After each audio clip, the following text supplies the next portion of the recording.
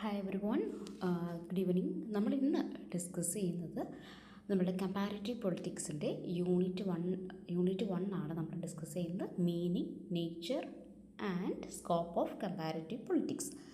അപ്പോൾ ഈ ഒരു ഭാഗത്ത് നമ്മൾ ആദ്യം ഡിസ്കസ് ചെയ്യുന്നത് എന്താണ് കമ്പാരിറ്റീവ് പൊളിറ്റിക്സ് എന്നുള്ളതാണ്. അതിൻ്റെ നേച്ചേഴ്സ് എന്താണ്, എന്തൊക്കെ സ്കോപ്പാണ് ഈ കമ്പാരിറ്റീവ് പൊളിറ്റിക്സ് നമുക്ക് ഡിസ്കസ് ചെയ്യുന്ന സമയത്ത് അല്ലെങ്കിൽ പഠിക്കുന്ന സമയത്ത് നമുക്ക് ഉണ്ടാകുന്ന സ്കോപ്പുകൾ എന്തൊക്കെയാണ്, അതിൻ്റെ സ്വഭാവ സവിശേഷതകൾ എന്തൊക്കെയാണ് മുതലായ കാര്യങ്ങളാണ് നമ്മൾ ഈ ഒരു ചാപ്റ്ററിനകത്ത് ഉൾപ്പെടുത്തിയിട്ടുള്ളത്. അപ്പോൾ കമ്പാരിറ്റീവ് പൊളിറ്റിക്സ് എന്ന് പറയുന്നത് നമ്മളുടെ പൊളിറ്റിക്കൽ സയൻസിൻ്റെ വൺ ഓഫ് ദ ബ്രാഞ്ചാണ്. അതായത് പ്രധാനപ്പെട്ട പൊളിറ്റിക്കൽ സയൻസിൻ്റെ 3 ബ്രാഞ്ചുകളിലെ ഒരു ബ്രാഞ്ചാണ് നമ്മുടെ കമ്പാരിറ്റീവ് പൊളിറ്റിക്സ് എന്ന് പറയുന്നത്.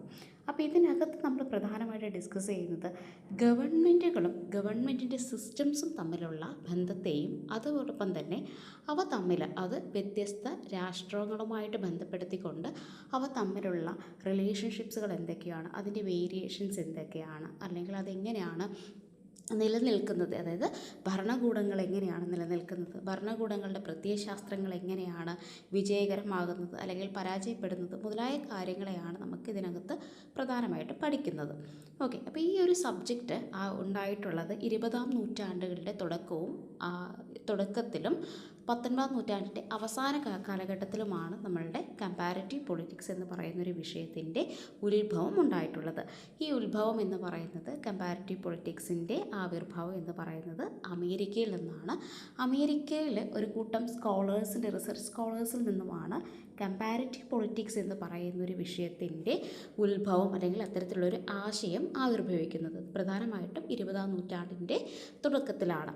അതുകൊണ്ട് തന്നെ ഈ ഒരു സബ്ജക്റ്റിൻ്റെ പ്രധാനപ്പെട്ട ഈ ഒരു സബ്ജക്റ്റിൻ്റെ കോൺട്രിബ്യൂട്ടേഴ്സ് അല്ലെങ്കിൽ അതിൻ്റെ ഫൗണ്ടേഷൻ എന്ന് പറയുന്നത് അമേരിക്കയിൽ നിന്നുമാണ്. പ്രധാനമായിട്ടും ഈ ഒരു കാലഘട്ടത്തിൽ അവിടുത്തെ സ്കോളേഴ്സ് പ്രധാനമായിട്ട് ഫോക്കസ് ചെയ്തിട്ടുണ്ടായിരുന്നത് പൊളിറ്റിക്കൽ ഇൻസ്റ്റിറ്റ്യൂഷൻസിനെ കുറിച്ചാണ്.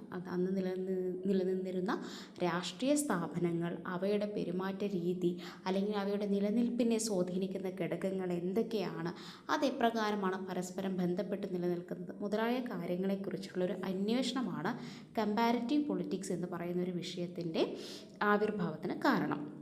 ഇനി 1970-കളിൽ അമേരിക്കൻ അക്കാദമിക് ഇൻഫ്ലുവൻസിൻ്റെ ഭാഗമായിട്ടാണ് കമ്പാരിറ്റീവ് പൊളിറ്റിക്സ് എന്ന് പറയുന്ന വിഷയം അമേരിക്കയിൽ സ്റ്റാർട്ട് ചെയ്യുന്നത്.